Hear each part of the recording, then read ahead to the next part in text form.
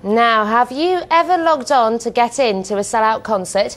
It would seem plenty of music fans do. It's estimated 23% of tickets in Britain are now sold through secondary sites.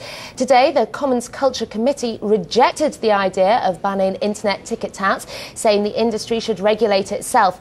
But it did suggest those websites should give artists and promoters a slice of the profits from selling tickets at more than their face value.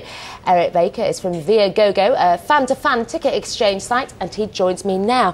When you say a fan-to-fan website, does that mean, do you get a profit from this? How does it work? Well, what that means is that viagogo doesn't actually buy or sell anything. What we're doing is we're a marketplace that lets people trade tickets. So if you're a genuine fan who has a ticket to sell, you can sell it directly to another fan. What we do at viagogo is make sure it's safe, secure, guaranteed. So when you buy a ticket at viagogo, you know it's authentic and you'll get to go to the gig on time. Because that's what obviously everybody seems to be worrying about, especially Harvey Goldsmith. He's a tour promoter who's very famous in this country. He says that really you shouldn't be buying from secondary sites such as these.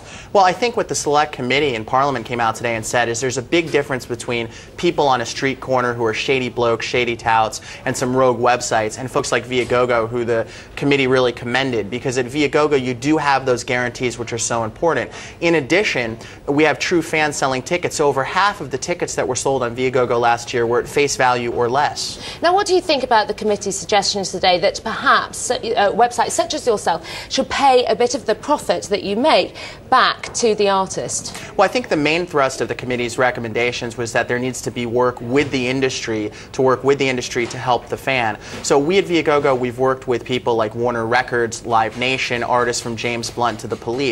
However, while we work with the industry, we work for the fan. And so when there are some proposals that are talking about taxing a fan and saying that an artist should get paid twice on a ticket, we think that makes no sense. It's no different than saying that if you resold a Harry Potter book, that J.K. Rowling should get a second check.